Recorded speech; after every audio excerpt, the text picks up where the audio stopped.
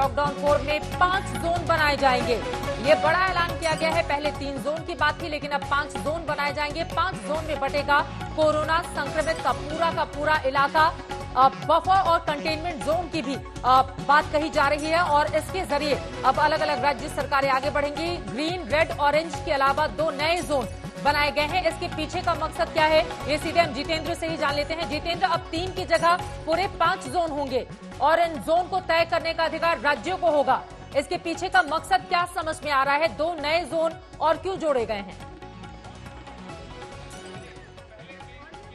देखिए चित्रा, राज्य सरकार ये लगातार मांग कर रही थी कि जो रेड जोन हो, ग्रीन जोन हो या फिर ऑरेंज जोन, उसका निर्धारण करने का अधिकार राज्यों के पास होना चाहिए।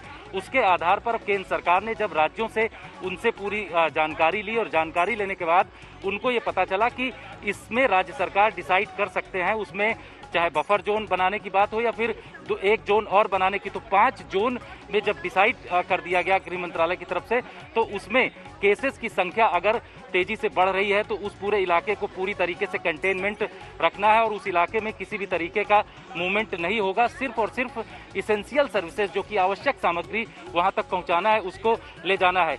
कुछ ऐसे जिले हैं जो कि वहां पर कभी केसेस बढ़ जाते हैं और कभी केसेस घट जाते हैं, तो इन इलाकों को बफर जोन के अंदर रखा जाएगा। और इसमें गृह मंत्रालय ने साफ ये क्लियर कर दिया है कि ऐसे इलाके जहां पर कभी वो ऑरेंज जोन में आ जाता है और फिर कभी रेड जोन में चला जाता है, हाँ। तो उन इलाकों में नजर रखनी पड़ेगी राज्य सरकारों को और उसमें उसी हिसाब से ये तय करना होगा कि इस इलाके में किस तरीके की छूट दी जानी चाहिए और किस तरीके की छूट न दी जाए। इसके लिए गृह मंत्रालय ने यह तय कर दिया है कि 5 जोन, जो 3 जोन की बात थी उनमें भी एक कंटेनमेंट जोन लगातार हमारे दर्शक सुनते हुए चले आ रहे थे कि जहां पर मामले अचानक से तेजी से बढ़ जाते थे, उन इलाकों को सील कर दिया गया और ऐसी खबरें कुछ जगहों से ही सामने आई। लेकिन इसमें बफर जोन को भी जोड़ दिया गया है। कंटेनमेंट जोन का फैसला भी राज्य सरकारों को और इस तरह से डिसाइड करके हर एक जगह के लिए 5 जोन डिसाइड किए जाएंगे। ये जो नए जोन जुड़े हैं, इनका अगर मतलब आप बता पाए, इसके मतलब और मायने क्या समझे जाए कि मामले जहां पर बहुत ज्यादा होंगे वो कंटेनमेंट जोन में आएंगे, जो इलाके सील रहेंगे, बफर जोन, रेड जोन, इसको कैसे डिवाइड किया जाएगा? देखिए चित्रा, जिस तरीके से दिल्ली की बात करें तो दिल्ली के जितने 11 के 11 ऐसे जिले थे जो कि रेड जोन में थे और दिल्ली सरकार की तरफ से कहा जा रहा था कि ऐसे इलाके रेड जोन में, जिसकी तरफ से गृह मंत्रालय ने जब लॉकडाउन 3 में गाइडलाइन जारी की थी उसमें कहा था कि किसी तरीके की गतिविधि नहीं हो सकती। लेकिन दिल्ली सरकार का ये कहना था कि वो लोग अगर डिसाइड करेंगे कि कौन सा इलाका रेड जोन है और रेड जोन में कंटेनमेंट एरिया कौन सा है, उस एरिया में हमको किस तरीके की गतिविधि करना है, अगर राज्य सरकार उसको डिसाइड करेंगी तो ज्यादा सहूलियत होगी और लोगों को किसी भी तरीके की दिक्कत नहीं होगी। तो इसी आधार पर गृह मंत्रालय ने ऐसे जोन जो बना दिए हैं, 5 जोन, जिसमें red zone, orange zone, green zone और इसके अलावा बफर जोन, साथ ही कंटेनमेंट एरिया जो बनाया गया है। इसका सीधा और साफ मकसद ये है कि इन इलाकों में अगर केसेस कोई ज्यादा बढ़ रहे हैं तो उसको उस हिसाब से रेड जोन में रखा जाए, अगर केस कुछ कम हुए हैं अपेक्षाकृत रेड जोन के तो उसको ऑरेंज जोन में रखा जाए। इसके अलावा किसी भी तरीके के अगर केस नहीं है 21 दिनों तक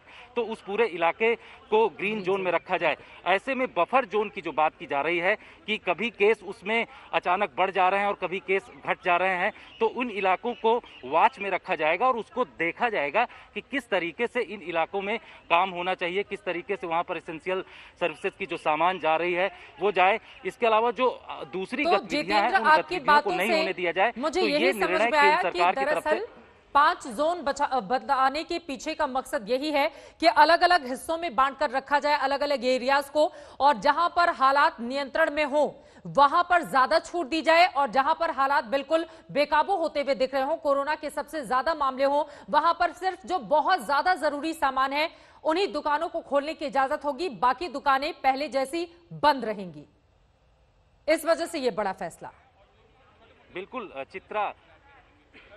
चित्रा, इस तरीके का फैसला इसलिए लिया गया है क्योंकि लगातार जो कोरोना संक्रमण के केसेस हैं वो बढ़ते ही जा रहे हैं, संख्या उसमें कमी नहीं हो रही है। तो इस हिसाब से अगर राज्य सरकार उसको पूरे एरिया को देखेंगे कि कहां पर मूवमेंट एकदम कंप्लीट रोकना है, जिससे कि केसेस ना बढ़ें। क्योंकि जैसे ही मूवमेंट बढ़ता है वैसे एक आदमी, जिस तरीके से हेल्थ मिनिस्ट्री की तरफ से कहा गया था कि 400 लोगों को संक्रमित कर सकता है, तो मूवमेंट बढ़ते ही वहां पर संक्रमण के केसेस बढ़ते हैं। ऐसे में उन जगहों पर पूरी तरीके से रोक लगाना है और इसके लिए पुलिस व्यवस्था और राज्य सरकार की तरफ से कड़े कदम उठाने हैं। गृह मंत्रालय ने गाइडलाइन में ये साफ कर दिया है कि इन तमाम चीज़ों को डिसाइड करने के लिए राज्य सरकार की तरफ से ये कोशिश की जाएगी कि किसको कंटेनमेंट एरिया घोषित करना है। इसके अलावा ये भी कहा गया कि किसको बफर जोन में रखना है, कि वहाँ पर केसेस कभी बढ़ जा रहे हैं, कभी केसेस घट जा रहे हैं। तो इन तमाम चीज़ों की जानकारी गृह मंत्रालय ने तो साफ कर दिया है, लेकिन राज्य सरकार वहाँ पर पुलिस प्रशासन के साथ मिल करके ये डिसाइड करेंगी